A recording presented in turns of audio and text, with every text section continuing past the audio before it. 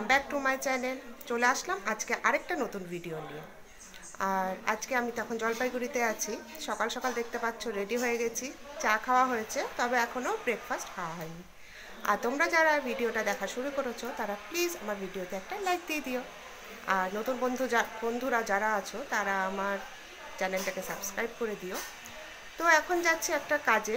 এখন বাজছে মোটামুটি প্রায় 12টা, কিন্তু এখনও পর্যন্ত ব্রেকফাস্ট হয়নি। তৈরি হয়ে গেছে, মানে আমি একটু কাজের জন্য খেতে পারিনি।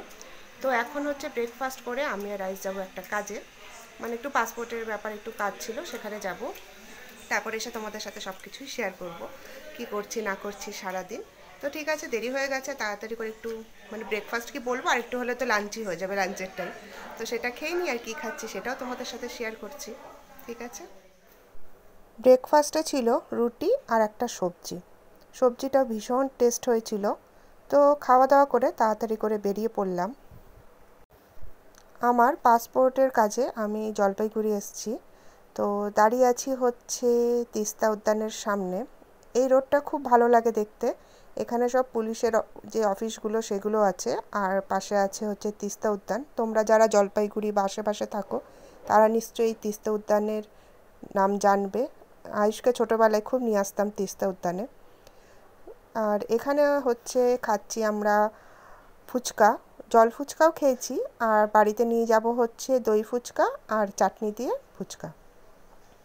তো যখন ফুচকা হচ্ছে তো ভাবলাম একটুখানি ভিডিওটা করে নিই। আর এই রোডের মধ্যে যত গাড়ি ঢুকতো, মানে টোটো, সবই আটকে দিয়েছিল পুলিশ, যেহেতু ভোটের ডেট ডিক্লেয়ার হয়ে গেছে বলে। ভেতরে যেহেতু সব পুলিশ অফিস, নানা রকম সব অফিস আছে এই রাস্তাতে। তো দাঁড়িয়ে দাঁড়িয়ে দুপুরবেলা খাচ্ছি হচ্ছে ফুচকা। তো তখন কটা বাজছিল, ওই 2:30 নাগাদ, না 2:30 না, 2:15-20 বাজছিল।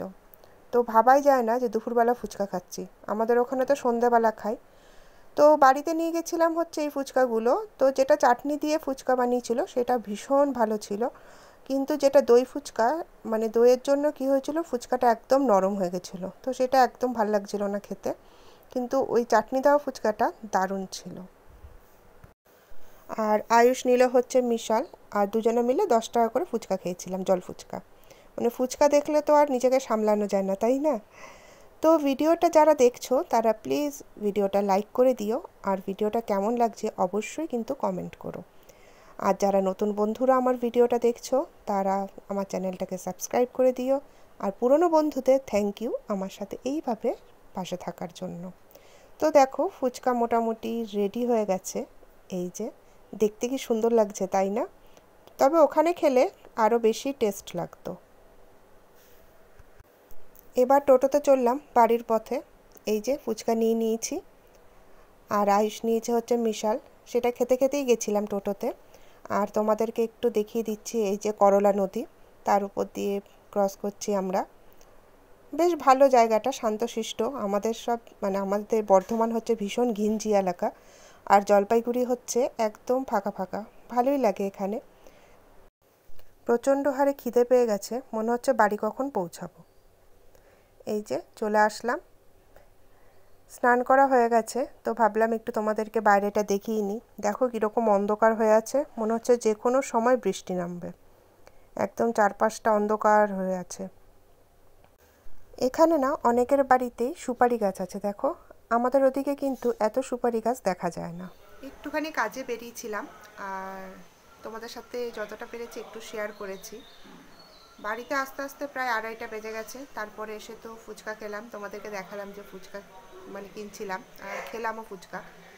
তো দুপুরবেলা ফুচকা তো বর্ধমানে খাওয়া হয় না, তো এখানে খেলাম দুপুরবেলায় ফুচকা। তো এসে স্নান করলাম, প্রায় এখন 3টে বাজে। এখন যাব লাঞ্চ করতে। আর কি হয়েছে, শিলিগুড়িতে না যখন গেছিলাম, তো ওখানে চশমাটা খুলে রেখেছিলাম, বেরোনোর সময় নিয়ে আসতে ভুলে গেছি। এত প্রবলেম হচ্ছে, মানে মাথাটা ব্যথা করছে, তাকাতে পারছি না। সেই সময় মনে ছিল না, হঠাৎ করে যখন আমি গাড়িতে ছিলাম তখন মনে পড়েছে, আরে আমার চোখে তো চশমা নেই। তো কী করবো, ততক্ষণে তো অনেকটা দূর চলে এসেছিলাম, আর ব্যাক করে যাওয়ার সময় ছিল না। তো একটু প্রবলেম হচ্ছে চশমার জন্য। তো সেটা তোমরা বুঝতেই পারছো, চোখটা একটু কেমন কেমন লাগছে। তো এখন দেখা যাক কীভাবে চশমাটা আনাতে পারি। আর তাছাড়া তো শিলিগুড়িতে তো যাবই, তো সেটা এখনও অনেক দেরি, তার আগেই চশমাটা আনতেই হবে। তো কোনোভাবে হোক আনাতে হবে। তো এখন যাই লাঞ্চ করতে। তো কী কী লাঞ্চ হচ্ছে না হচ্ছে সব তোমাদের সাথে শেয়ার করব। তো ঠিক আছে, এখন যাই, 3টে বেজে গেছে, লাঞ্চ করে আসি। লাঞ্চে আছে ভাত, বেগুন আলু দিয়ে মাছের তেলের সবজি, মাছের মাথা দিয়ে লাউ, লাল শাক আর আলু ডাঁটা দিয়ে রুই মাছের ঝোল। তাহলে লাঞ্চটা সেরে ফেলি, প্রচণ্ড খিদে পেয়েছে। আর ভিডিওটা বেশি বাড়াবো না, এই পর্যন্তই। তোমরা যারা ভিডিওটাতে নতুন এসেছো, আমার চ্যানেলে নতুন এসেছো, তারা প্লিজ আমার চ্যানেলটাকে সাবস্ক্রাইব করে দিও, আর অবশ্যই ভিডিওটা লাইক করে দিও আর কমেন্ট করে দিও। তাহলে পরের দিন আসছি আরেকটা নতুন ভিডিও নিয়ে।